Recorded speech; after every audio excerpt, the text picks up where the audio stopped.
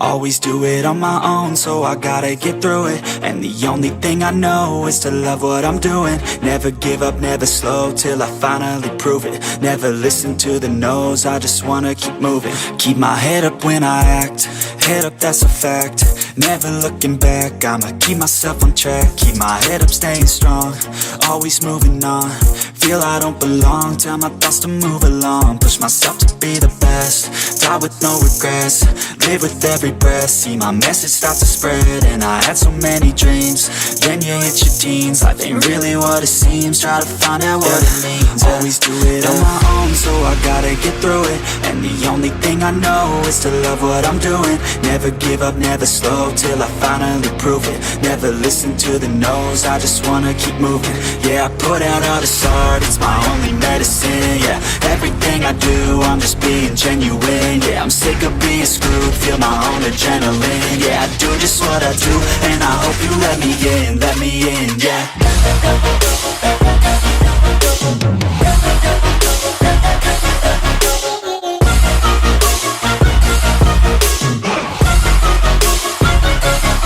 I'm grateful, oh yeah, able, oh yeah, I'm stable, oh yeah, no label, oh yeah, you know me, I have only a path, I'm lonely, but damn, I'm going to win.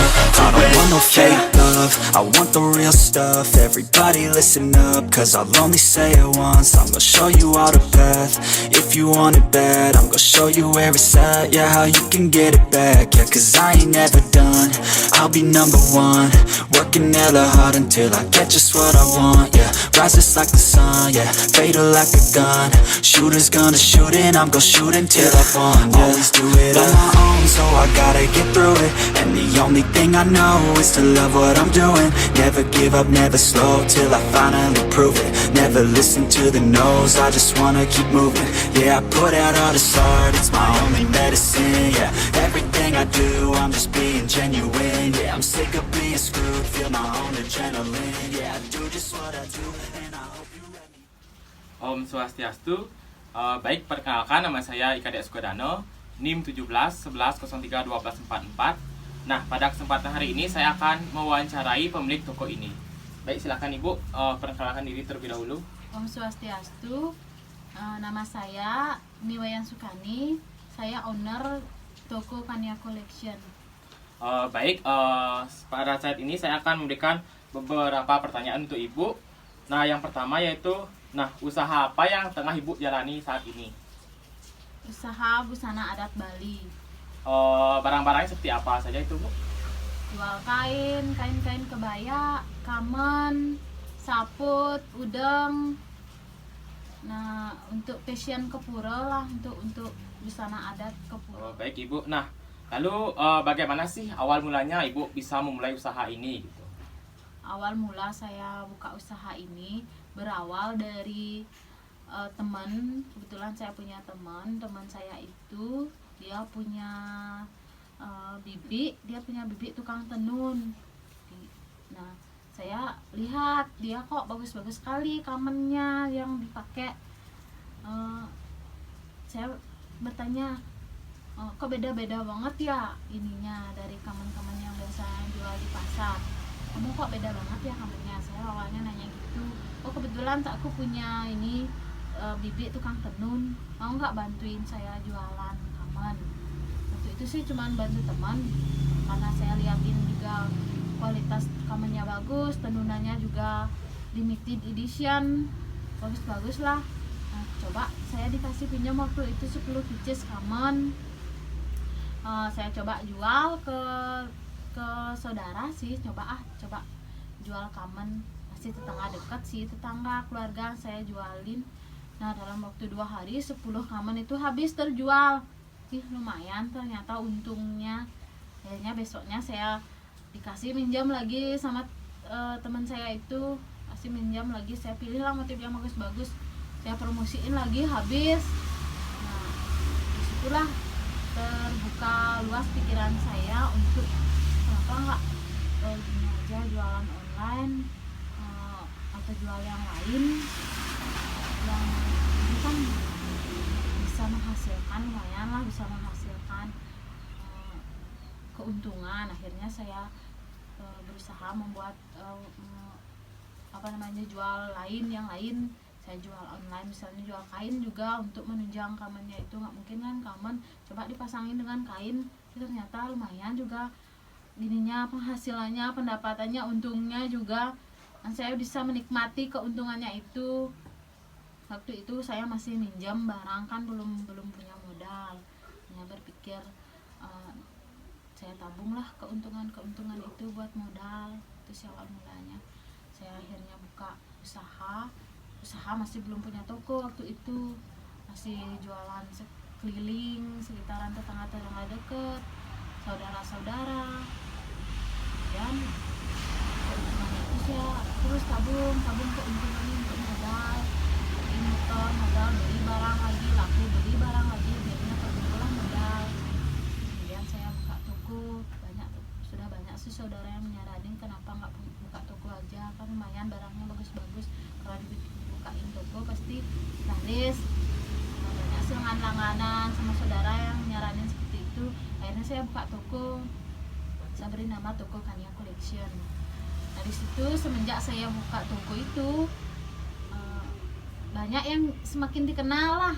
Akhirnya tokonya, dulu kan waktu online masih belum ada toko, cuman orang-orang yang ya pegang HP Android atau yang online aja yang tahu. Kalau orang-orang tua yang nggak punya HP Android itu kadang-kadang nggak tahu juga kalau saya jualan. Akhirnya semakin dikenal toko saya, semakin berkembang sampai saat ini. Itu sih awal mulanya. Lalu apakah Ibu pernah mengalami titik tersulit atau kendala ketika menjalani usaha ini? Sudah pasti pernah sih. Setiap orang pasti kalau sudah buka usaha apalagi pasti memiliki lah tentunya itu titik tersulit dari toko ini. Saya dulu waktu pertama-tama jualan itu, saya kendalanya modal yang di sini. Nah kebetulan waktu itu pas waktu berdiri toko ini modal kan udah benar-benar habis. Waktu itu benar-benar saya udah kehabisan modal. Terus kemudian ada yang pesan waktu itu seragaman untuk sekegong. Waktu itu lumayan banyak sih seragamnya waktu itu. Pas waktu itu berdiri toko ini modal udah benar-benar habis.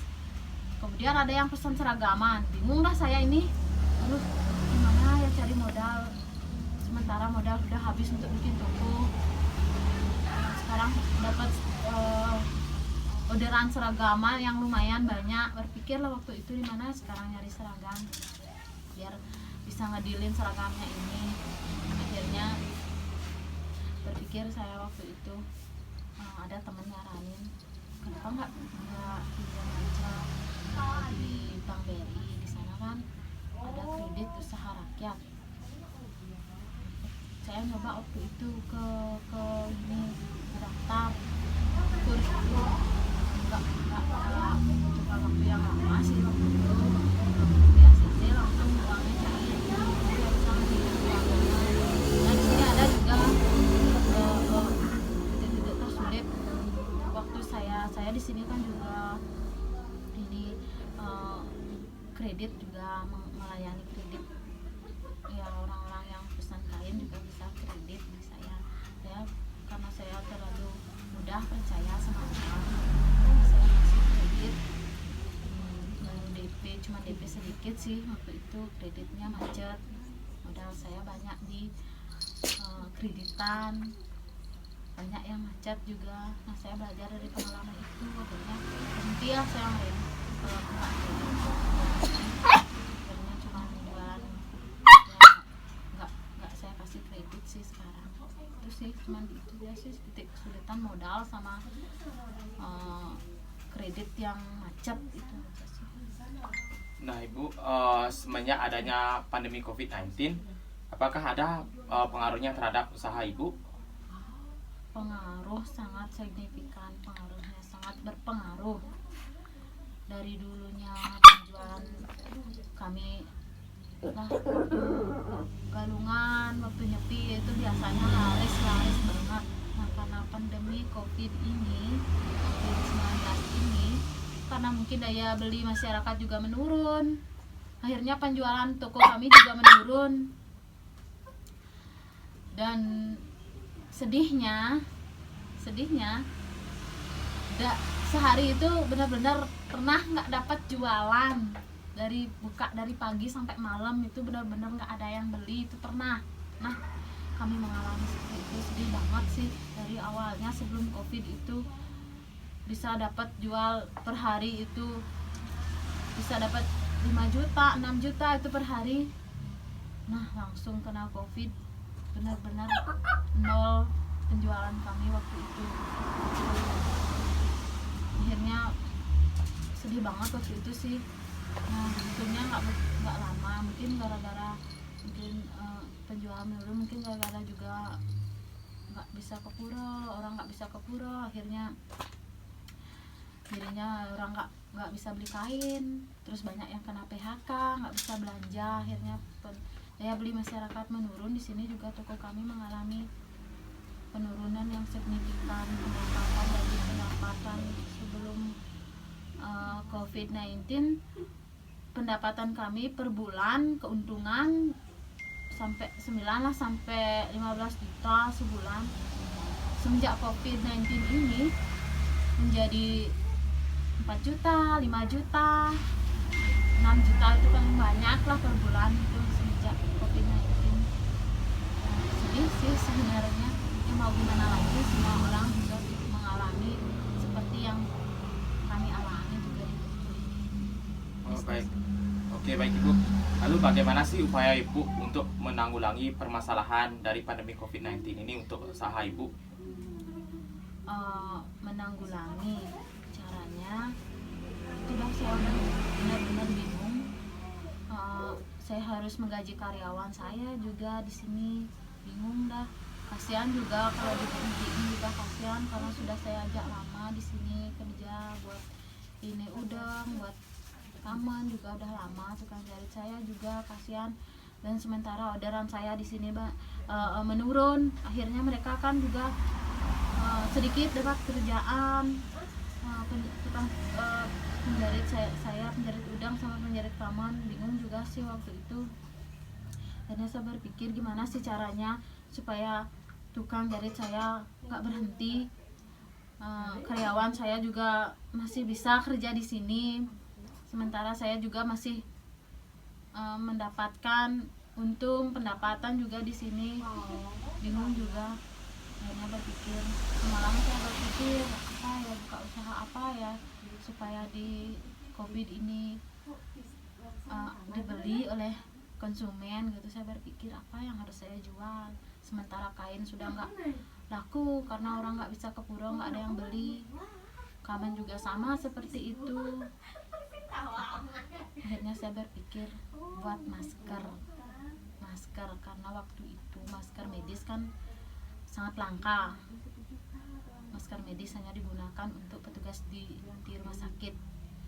Akhirnya masker medis langka, orang-orang kemana-mana harus pakai masker. Akhirnya saya berusaha, kenapa kita nggak buat masker kain aja, bisa dari kain pecah, bekas-bekas buat dokter.